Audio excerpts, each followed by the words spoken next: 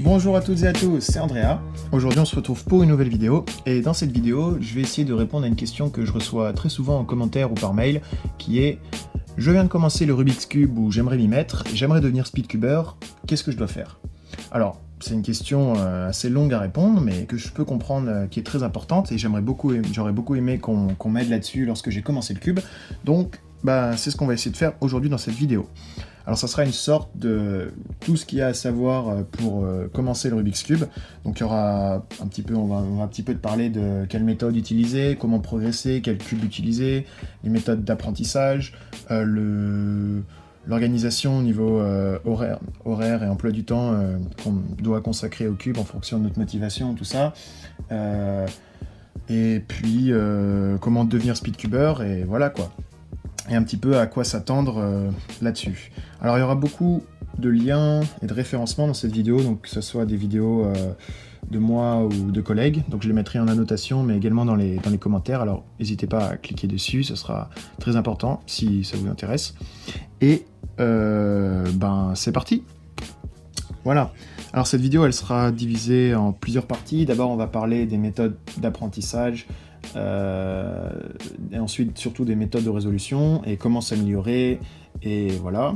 Ensuite on parlera du matériel bien sûr, parce que c'est presque aussi important que les méthodes, donc le cube à utiliser bien sûr, le lube à utiliser et le timer à utiliser. Ensuite on élargira un petit peu et on parlera des compétitions, de tout le vocabulaire qui est associé au monde du Rubik's Cube, des autres puzzles, et puis des forums et tout ça, et tous les trucs qui peuvent vous aider également. Voilà, c'est parti.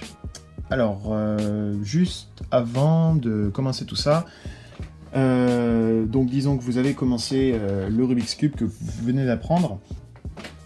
Déjà, je tiens juste à vous dire que c'est une passion qui est absolument géniale. Que ça soit très sérieux, que vous vouliez vraiment progresser et atteindre les sub 10, ou que ça soit juste pour le passe-temps, vous verrez que c'est extrêmement addictif. Donc c'est un peu une mise en garde. Au début, vous allez trouver ça super cool, et vos parents vont sûrement trouver ça super cool, mais avec le temps, le bruit et le fait que vous soyez tout le temps dessus va peut-être énerver vos parents, et va peut-être vous énerver aussi. En tout cas, sachez que c'est une passion absolument géniale et que vous allez sûrement adorer votre voyage, entre guillemets, dans le Rubik's Cube. Mais surtout, bon, vous avez sûrement déjà entendu ça vu que vous savez le Rubik's Cube, c'est un passe-temps très accessible, et vous n'avez pas besoin d'être un génie absolu pour pouvoir résoudre le cube ou devenir un speedcuber. Juste besoin de bonnes instructions, de patience et de pratique. Voilà. Et en tout cas, c'est une source constante de divertissement. Voilà, on va rentrer directement dans le vif du sujet en parlant un peu de l'apprentissage et de l'amélioration. Alors, un bon endroit, si vous parlez anglais bien sûr, pour commencer le Rubik's Cube, que ce soit pour apprendre ou pour apprendre des méthodes un petit peu plus avancées ou un petit peu plus techniques, pas à pas, c'est la chaîne YouTube de Bad Mephisto.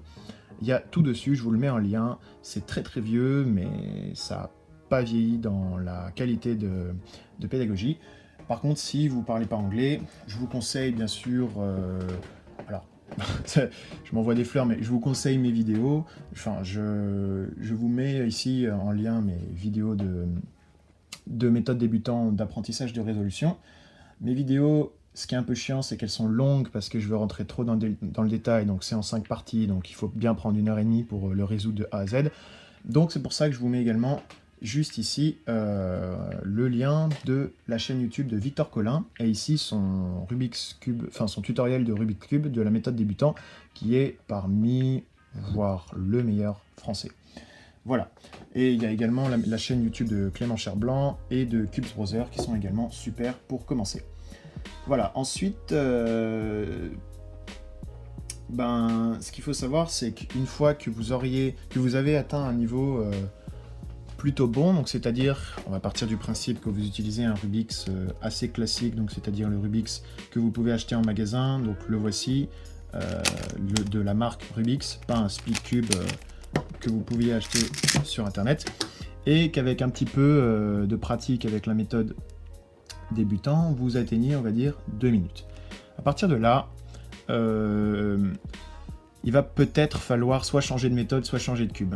Alors vous pouvez essayer de modder votre cube. Alors quand je dis modder, ça veut dire prendre du papier ponce, démonter votre cube en le mettant en diagonale, appuyant très fort sous la pièce, et prendre chaque pièce une par une et gratter avec du papier ponce pour que le plastique qui contient chaque pièce soit un peu plus fin et que votre Rubik's Cube devienne un peu plus fluide. Ça va vous permettre de gagner quelques secondes au niveau du matériel. Voilà. Ça, c'est un vieux Rubik's que j'ai modé qui est largement meilleur que n'importe quel Rubik's qu'on peut acheter. Vous pouvez faire ça. Ou alors, vous pouvez acheter un autre Speedcube. Mais je rentrerai dans ces détails dans la deuxième partie de la vidéo. Parce que là, on va surtout parler de la méthode de résolution du Rubik's Cube que vous allez devoir choisir. Vous utilisez la méthode débutant pour l'instant. Donc, bon, assez facile. Croix, premier étage, deuxième étage, dernier étage en plusieurs algorithmes à chaque fois. Par contre, vous vous doutez bien que si vous voulez passer en dessous de 2 minutes, voire en dessous de 1 minute 30, voire en dessous de 2 minutes, il va falloir passer à une méthode avancée.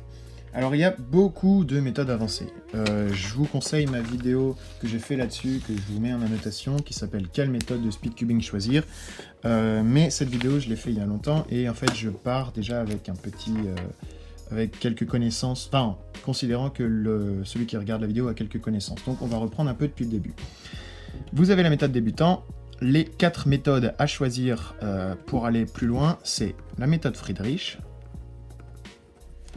Juste après la méthode Friedrich, il y a la méthode ZZ, mais la méthode ZZ, elle requiert énormément de connaissances de Friedrich. Donc je vais mettre la méthode ZZ, mais elle découle de Friedrich. Donc je la mets, mais elle ne marche pas sans l'autre, on va dire.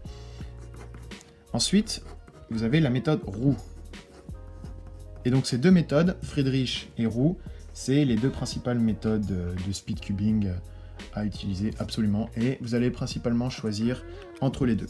Après, il y a la méthode Petrus, que presque personne utilise dans ce monde.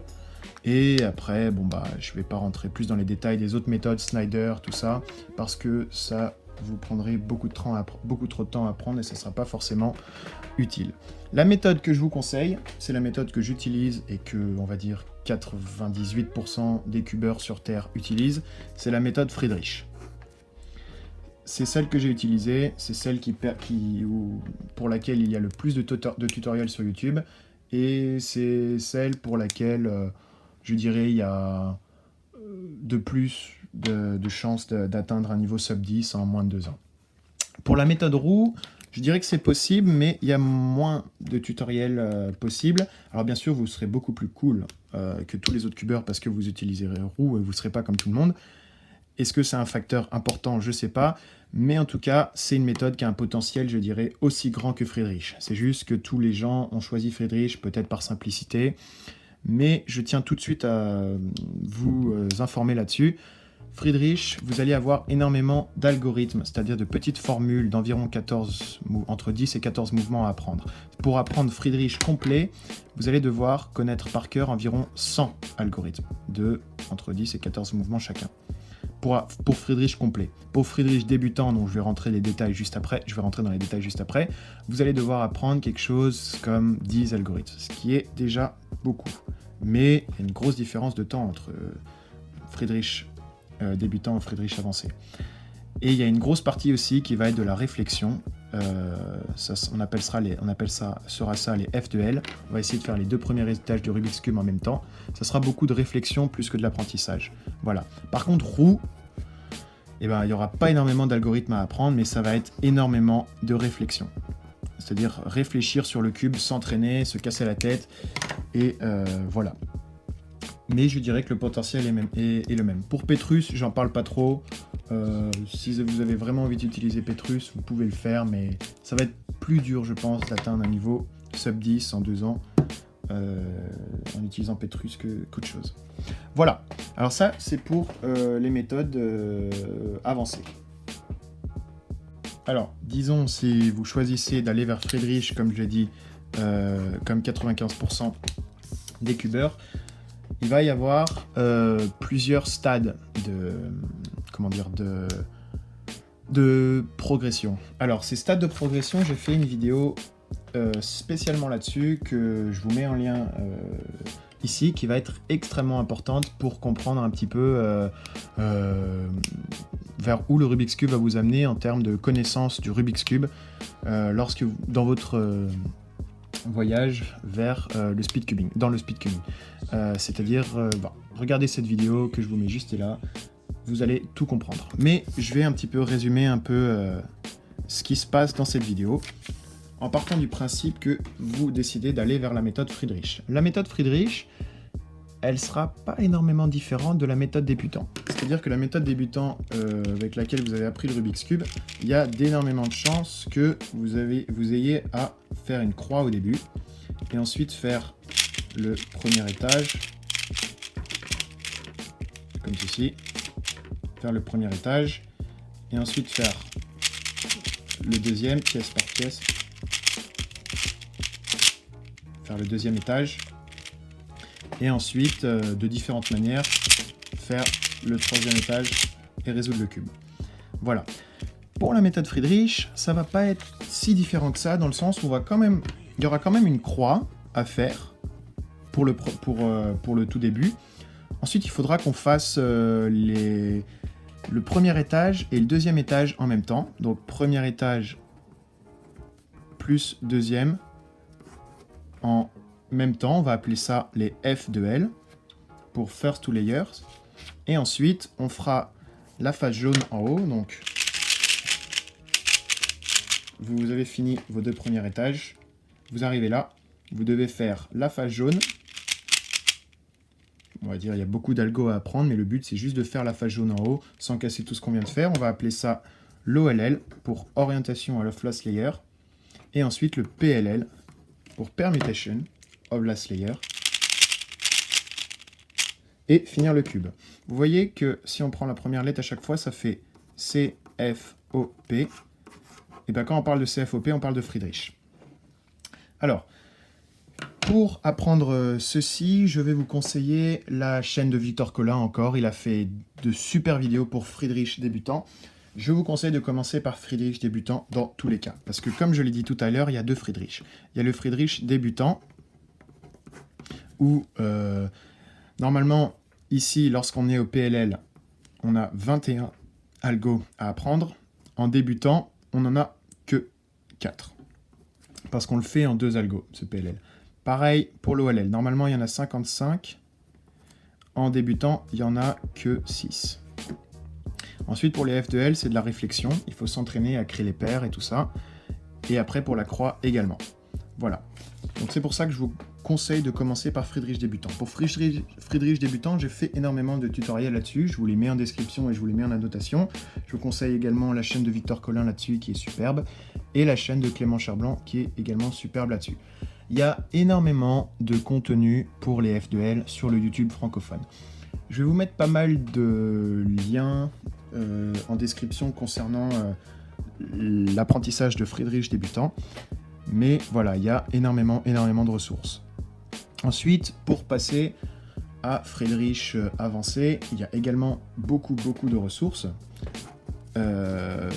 Donc, de la même manière, une fois que vous êtes à l'aise avec Friedrich débutant, que vous avez peut-être atteint un niveau à 30 secondes, ce qui est très remarquable, et ben vous pouvez passer à Friedrich avancé. Et là, de la même manière, il y a énormément de ressources sur le YouTube francophone. Donc, je vous conseillerais la chaîne de Dathan Pépito, de Victor Collin également, ma chaîne, la chaîne de Clément Cherblanc et la chaîne de Cubes Brother. Voilà. Il y a une vidéo en particulier, enfin plutôt un type de vidéo en particulier qui va énormément vous aider à progresser. C'est, vous allez voir ça souvent, c'est les vidéos exemples de résolution. En gros, c'est un type de vidéo que moi je fais beaucoup et qui aide énormément à progresser. C'est en gros, le cubeur il va faire un solve en détaillant tout ce qu'il fait et tout ce qu'il ferait lors d'un vrai solve. On dit aussi des résolutions détaillées. Et si jamais vous parlez anglais, ce qui est un plus absolu dans le monde du Rubik's Cube, on va parler de walk through solves ou alors de example solves directement. Voilà, ça c'est la vidéo absolue à regarder pour progresser. Alors bien sûr, il n'y a pas que YouTube hein, pour progresser. Je vous conseille également, si vous parlez que français, bien sûr FrancoCube. C'est un forum, c'est le forum français pour le speedcubing. Alors vous pouvez poser des questions, vous pouvez lire des discussions concernant le Rubik's Cube et l'apprentissage. Il y a également tout le site il y a toute une partie du site qui est basée sur apprendre la méthode. Donc voilà, il y a beaucoup d'heures à passer là-dessus pour lire à peu près tout là-dessus, sur le Rubik's Cube. Il y a également des parties sur le vocabulaire, sur les cubes à utiliser, sur les compétitions à venir. Donc c'est vraiment un outil absolument super utile. Voilà, c'est à peu près tout pour ce qui est de la méthode. Je rentre pas dans les détails de roue, je suis désolé parce que je connais pas assez. Par contre, je peux vous mettre quelques liens ici, si jamais roue, la méthode roue, ça vous intéresse. Voilà. Je vais tout de suite passer à la deuxième partie de cette vidéo, qui est un petit peu le matériel à avoir.